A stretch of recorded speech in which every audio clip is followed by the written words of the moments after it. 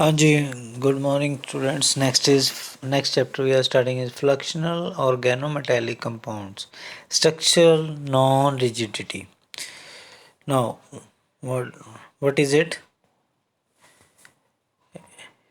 In the earlier chapter, the structure of the number of the organic compounds has been described. Most of these cases structure are unique and well defined. The atom of the molecule are of course continually involved in the approximately harmonic vibrations around the equilibrium positions, but the other respect the structure may be considered rigid. ठीक है, तो molecule जो है जो continuously harmonic vibration करता है equilibrium position पे, उसको मॉलिक्यूल को वाइब्रेटिंग माना जाता है। और दूसरे स्ट्रक्चर्स में इन अदर रिस्पेक्ट्स स्ट्रक्चर को रिजिड माना जाता है। तो ऐसा जो होता है, तो as stated earlier also, the alkene complexes of the transition matter respect a special class of compound. Alkene की special class है in which molecular vibrations or intermolecular rearrangements change a molecule from one type of configuration into another. कई ऐसे rearrangements भी होते हैं, एक type से दूसरे टाइप में चेंज हो जाते हैं। Such molecule have therefore more than one thermally accessible structures which under suitable condition. तो कुछ ऐसे कंपाउंड्स होते हैं जो एक या दो से ज़्यादा फॉर्म्स में रह जाते हैं सूटेबल कंडीशन में, स्पेशली टेम्परेचर में इंटर कन्वर्टेबल होते हैं, interconvertible from one another to fairly rapidly. तो चेंज होते रहते हैं एक दूसरे में, टेम्परेचर की कंडीशन के हिसाब से स्ट्रक्चर्स अपने आइसोमर्स एक दूसरे में चेंज होते रहते हैं। दिस फिनोमेना में बी टर्म्स एज फ्लक्शनल बिहेवियर। तो इसको फ्लक्शनल बिहेवियर कहा जा सकता है। तो ये दो तरह के होते हैं। In some cases keto enol equilibrium, ये सुना हुआ है हमने, कीटो और इनोल के बीच में होता है। तो इसमें क्या होता है, कीटो फॉर्म और इनोल फॉर्म होते हैं। The non equivalence of the two और structure results in the existence of the molecule with the different instantaneous identities. तो इसमें क्या होता है, molecule with the different instantaneous identities होती हैं। Such a process of interconversion, दोनों की आइडेंटिटी अलग अलग है। ऐसे में इंटरकन्वर्जन जब होती है तो टॉटोमेरिज्म, ये टॉटोमेरिज्म कहा जाता है। तो it has been known in the organic molecule, tautomerism होती है इसमें। Tautomerism of keto and enol, ये दिखाया हुआ है कीटो और इनोल के। ये कीटो है, ये OH लग गया यहाँ पे, ये ओल बन गया। ये कीटो इनोल फॉर्म, इनओल फॉर्म है। ये इन डबल बॉन्ड है और OH है, इनओल फॉर्म कीटो। ये कीटो फॉर्म है, ये इनओल फॉर्म है, इनओल फॉर्म है, मतलब डबल बॉन्ड और OH लगा हुआ है। तो इस तरह की फॉर्म्स होती हैं। दूसरे केस में क्या है, इन अदर केसेस, दूसरे केसेस में क्या है, टू और मोर कॉन्फ़िगरेशंस आर इक्वल, दो या दो से ज़्यादा कॉन्फ़िगरेशन इक्वल होती हैं। Such molecule are called फ्लक्शनल। तो ऐसे मॉलिक्यूल्स में इक्वलेंट होती हैं दो या दो से ज़्यादा फॉर्म्स। ये नॉन इक्वलेंट है दोनों। ऊपर वाले आप देखो, कीटो और इनोल फॉर्म का स्ट्रक्चर ही अलग है, पर कई जगह पे स्ट्रक्चर सेम होता है। तो हम पता ही नहीं लगा सकते कि देखने में हमें लगता है कि स्ट्रक्चर सेम है, पर कुछ ना कुछ डिफरेंस है। ये हम देखेंगे कि ऐसी मॉलिक्यूल्स को फ्लक्शनल कहा जाता है, फ्लक्शनल। तो और डिटेल में पढ़ेंगे कि क्या फ्लक्शनल है। The alternative term stereochemical non-rigidity have been suggested by F. Motrez in 1965, later type of fluxional compound जिसने fluxional molecules ढूंढे हैं। However, F.A. Cotton ने suggest किया the term stereochemical non-rigidity be reserved for the general molecule। stereochemical non-rigidity reserve की जाए term for the molecule of both type of, tautomeric और fluxional दोनों को कहा जाएगा स्टीरियोकेमिकल नॉन रिजिड। तो फ्लक्शनल अलग है, टॉटोमेरिज्म अलग है। तो फ्लक्शनल क्या है? Which undergo rapid reversible rearrangement. तो ये हम देखेंगे कि फ्लक्शनल क्या है। The development of concept of fluxionality in the molecule has an interesting history. इसकी हिस्ट्री इंटरेस्टिंग है।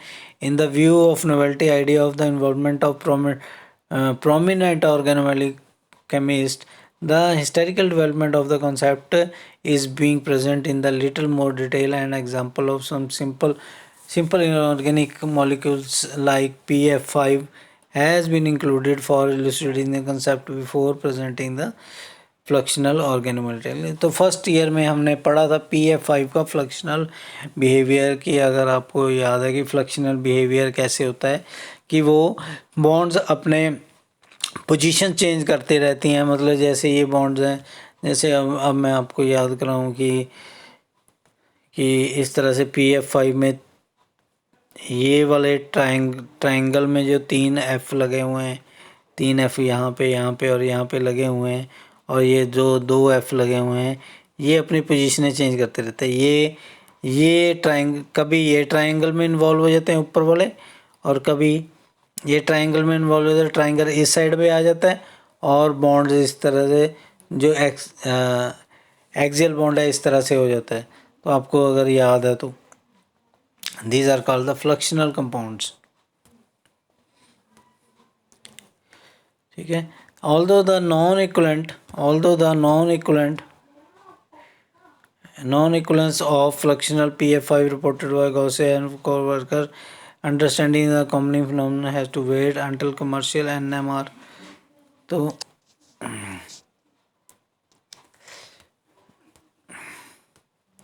the first of it leading the concept of fluxional behavior organometallic compound has been made in 1956 by the Pepper and Wilkinson when they observed that the respective proton NMR। तो सबसे पहले paper and Wilkinson ने ये observe किया कि जब ये respective NMR किया इन कंपाउंड्स का, only A singlet was observe for this compound. कौन से कंपाउंड्स? अगर हम देखें तो ये वाला Hg वाला कंपाउंड, इसके लिए सिंगलेट आई। तो खास बात क्या है कि इसके लिए सिंगलेट नहीं आनी चाहिए थी। सिंगलेट नहीं आनी चाहिए तो क्या आना चाहिए था? देखिए ये H के लिए एक सिग्नल आना चाहिए, ये H के लिए दूसरा सिग्नल आना चाहिए, और ये वाला H ये कॉर्नर वाले तो इनके लिए तीन सिग्नल बनते हैं। लेकिन क्या ऑब्जर्व किया कि सारे NMR के प्रोटॉन के सिग्नल सेम आ रहे हैं सभी के लिए। इसका मतलब क्या है कि कोई प्रॉब्लम है, इक्वलेंट है, सारे इक्वलेंट हो गए प्रोटॉन्स। तो सारे इक्वलेंट कैसे हो सकते हैं कि जब डबल बॉन्ड वाले जो पीछे वाले प्रोटॉन हैं ये अलग हैं, आगे वाले प्रोटॉन अलग हैं, ये डबल बॉन्ड के पीछे वाले अलग हैं, आगे वाले ये वाले अलग हैं। ठीक है, ये H जो अकेला लगा हुआ है ये अलग है। तो कैसे सिंगलेट आ सकता है, ये समझ में नहीं आया। 2 singlet for cyclopentadiene ligand at the room temperature. तो इस कंपाउंड में भी देखो इसके लिए सिंगलेट आया तो मानते हैं, क्योंकि ये पाई बॉन्ड लगा हुआ है। पाई बॉन्ड 5 कार्बन से ये अटैच है, आयरन 5 कार्बन से। तो सभी हाइड्रोजन एक ही इक्वलेंट है। लेकिन इसमें 5 कार्बन इक्वलेंट नहीं हो सकते। ये तो सिग्मा बॉन्ड अटैच है, ये नीटा 5 है। आप समझते हैं नीटा 5 जो मैंने समझाया आपको, ये नीटा 1 है। तो नीटा 1 एक ही कार्बन से अटैच है। ये इसमें 5 कार्बन से अटैच है आयरन, इसमें आयरन एक ही कार्बन से अटैच है। तो ये नीटा 1 है। नीटा 1 में तो ये सिग्नल जो है इसका ये H का अलग आना चाहिए, ये वाले H का अलग आना चाहिए, ये वाले H का अलग आना चाहिए। तो 3 सिग्नल आने चाहिए, पर अगेन 2 सिंगलेट्स आ रहे हैं फॉर 2 साइक्लोपेंटाडाइन। 2 सिंगलेट मतलब एक सिंगलेट इसके लिए, एक सिंगलेट इसके लिए, ये भी समझ में नहीं आ रहा। And the singlet for all the 5 protons in this. तो और एक और एग्जांपल है कि इसमें कॉपर वाले में भी सारे प्रोटॉन्स के लिए सारे प्रोटॉन के लिए नीटा वन से अटैच है ये भी, तो सारे प्रोटॉन, ये वाले प्रोटॉन अलग हैं, ये वाले प्रोटॉन अलग हैं, ये प्रोटॉन जो अकेला है ये अलग है, तो इसके लिए भी 3 सिग्नल आने चाहिए, पर एक ही सिग्नल आ रहा है। तो कहने का क्या मकसद है कि क्या कैसे एक्सप्लेन किया जाए, तो ये वर्कर्स ने एक्सप्लेन किया, साइंटिस्ट ने एक्सप्लेन किया कि appearance of single resonance of all proton is presumably due to the pi boundary cyclopattern ring, and all these compound to be due to rapid shifting of metal carbon bond among the 5 possible positions।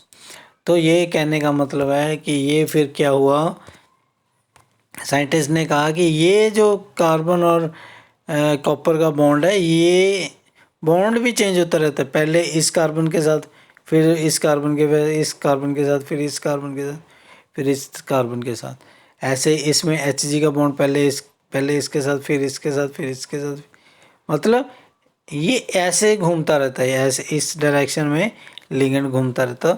तो ये घूमने में क्या हो जाएगा, metal हर एक carbon से attach हो जाएगा, बारी बारी करके 5 कार्बन से अटैच हो जाएगा, तो फिर सिंगलेट आ सकता है, क्योंकि ऐसे में सारे हाइड्रोजन इक्वलेंट हो जाएंगे, क्योंकि रिंग घूमता रहा है, एक फिक्स बॉन्ड नहीं है, घूम रहा है रिंग, तो ऐसे में ये ठीक है। तो ये इसको कहेंगे फ्लक्शनल बिहेवियर, जब एक ही कार्बन के साथ अटैच नहीं है, लेकिन सेंटर मेटल आयन लिगेंड के सारे कार्बन से अटैच है, हो रहा है बारी बारी करके, this is fluxional behaviour. Although the explanation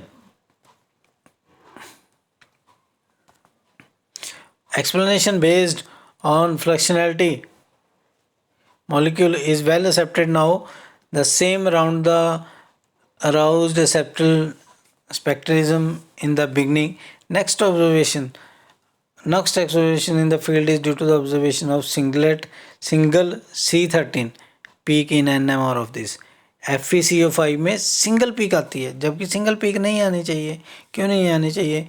क्योंकि पेंटागनल पाई पिरामिडल भी हो सकता है, कि इसकी ज्योमेट्री ऐसी है कि तीन CO एक पोजीशन पे होंगे, इक्वलेंट होंगे, और 2 CO अलग होंगे, तो पांचों के लिए सेम होना, दिस इज समथिंग डिफरेंट। तो सभी के लिए एक ही सिग्नल आ रहा है C13 में। तो according to 2 possible structures, 2 structure बनते हैं इसके, TBP और स्क्वायर पिरामिडल।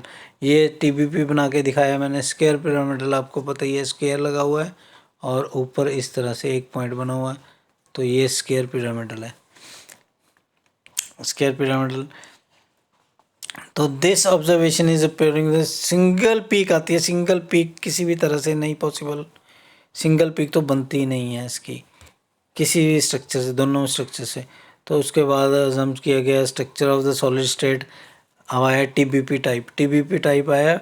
ये भी किसके कारण आया? फ्लक्शनल बिहेवियर के कारण ही इसका जो सिंगल पीक आ रही है। सारे कार्बन हैं जो स्ट्रक्चर चेंज करते रहते हैं, अपना स्ट्रक्चर चेंज करने में पोजीशनें चेंज करते रहते हैं। एक्सियल वाले इक्वेटोरियल बन गए, इक्वेटोरियल वाले एक्सियल बन गए, पोजीशनें चेंज होती रहती हैं, तो सारे इक्वलेंट हो जाते हैं। तो ऐसे में जब पोजीशनें चेंज होती रहती हैं तो NMR को लगेगा सारे इक्वलेंट हैं, तो ऐसे में इक्वलेंट के लिए सिंगल पीक आएगी।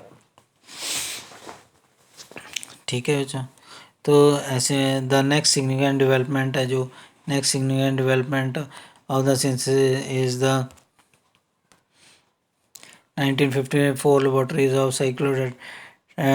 octatetrene complex of iron carbonyl और nita4C8H8 which is again। तो इसमें भी सिंगल लाइन आई PNMR में। तो सारे nita4 से अटैच्ड है आयरन, लेकिन सारे ही हाइड्रोजन सेम है, सेम लाइन दे रहे हैं। इसका मतलब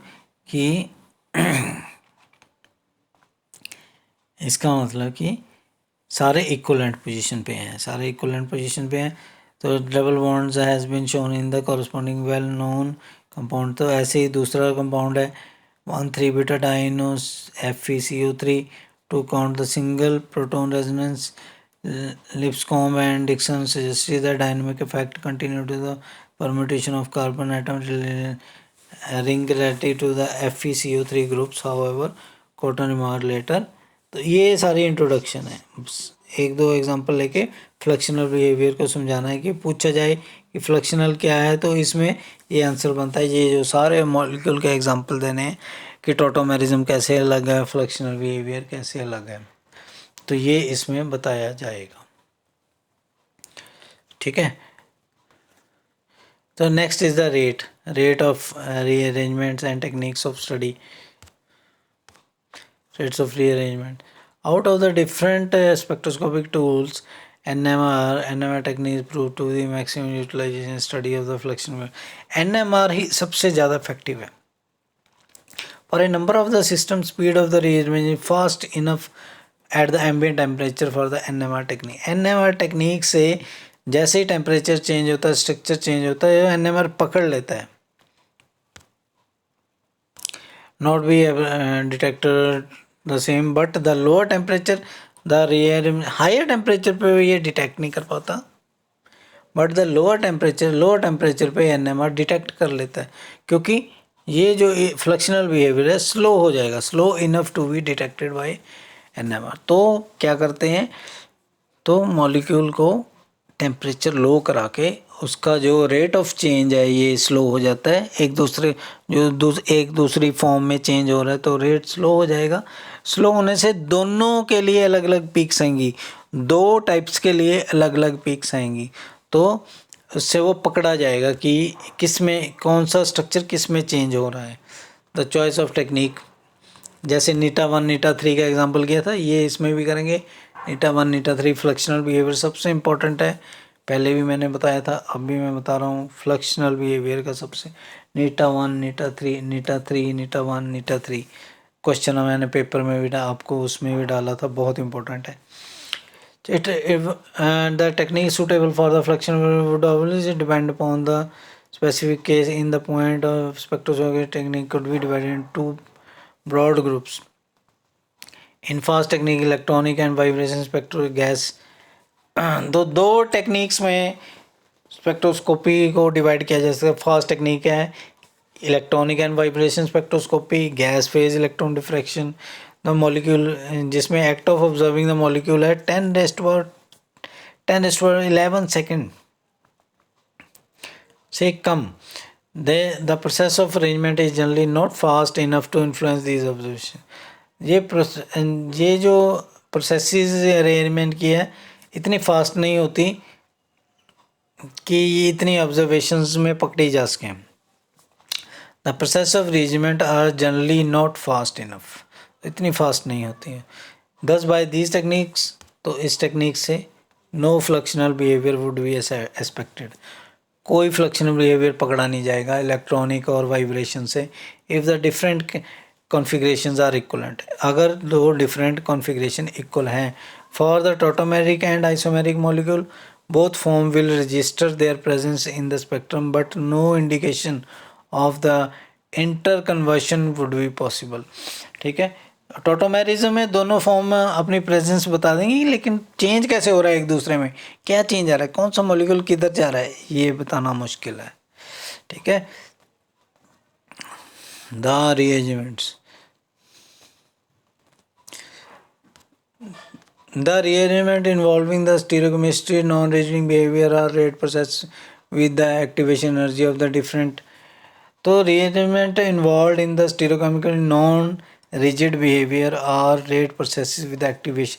तो ये rate processes होती हैं, activation energies होती हैं जिनका different magnitude होता है। when these activation energies are range of 25 से 100 किलो जूल पर मोल में होता है। the rate of rearrangement can be brought generally between the temperature of plus 150 to minus 150 into the range in which the signal due to the different fluctuation species can be detected separately by the NMR technique।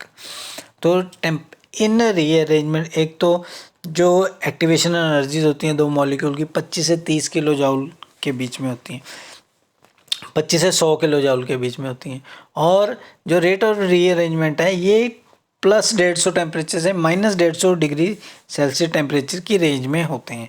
तो high temperature से low temperature में molecule को ले जाया जा सकता है, जिससे कि दोनों मॉलिक्यूल पकड़ में आ जाएंगे और ये भी पकड़ में आ जाएगा कि कैसा एक मॉलिक्यूल दूसरे में कैसे कन्वर्ट हो रहा है. This proper choice of temperature for many rearrangement can be controlled so that they are slow enough to at the low temperature to allow the signals due to the fluxional series appearing the distinctly rapid enough for the higher temperature for the signal from the different configuration or the environment to be averaged into the single line. तो many rearrangement can be control, तो rearrangement control हो सकती हैं so that the slow enough at the lower temperature, तो ताकि lower temperature पे ये slow हो जाए ताकि signals to allow signals of the different fluxional behaviour species, तो जो फ्लक्शनल स्पीसीज हैं उनके सिग्नल सेपरेट आ जाएं एंड रैपिड इनफ और फास्ट इनफ होती हैं at the higher temperature for the signal from the different configurations और environment to be average into the single line. तो हायर टेम्परेचर पे क्या होता है, उनकी एवरेज बन जाती है. एवरेज बनने से, एवरेज मतलब कैसे कि सभी के अलग अलग सिग्नल आए, जैसे एक का +2 आया, एक का -2 आया, तो एवरेज 0 हो गई. तो ऐसे ही एवरेज निकल जाती है एट द हायर टेम्परेचर. तो पीक्स फिर +2 की बजाय और -2 की बजाय 0 पे आ जाती है. तो ऐसे ही एवरेज बन जाती है हायर टेम्परेचर पे, लेकिन लोअर टेम्परेचर पे +2 वाली पीक +2 के पास आएगी, -2 वाली पीक -2 के पास आएगी. तो इस तरह से the studies of fluxional molecules are carried out with the following 2 main objectives. तो जो स्टडी की जाती है, ये मेन ऑब्जेक्टिव ये होते हैं इनके. क्या मेन ऑब्जेक्टिव होते हैं?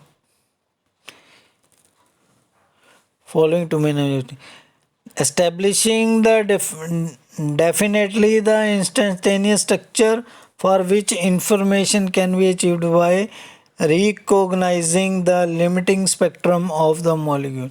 एक तो ये पता चल जाए कि ये डेफिनेट स्ट्रक्चर कौन सा है, to study the pathway of the rearrangement, और दूसरा पाथवे कि कैसे एक स्ट्रक्चर से दूसरे स्ट्रक्चर में चेंज हो रहा है, वो रास्ता क्या है, कैसे चेंज हो रहा है. तो this target can be achieved by NMR. तो ये NMR से, तो ये जो हमने टॉपिक किया है ये कि why NMR is used for the fluxional behaviour, उसका आंसर देता है ये कि क्यों NMR टेक्निक फ्लक्शनल बिहेवियर के उसमें काम आती है.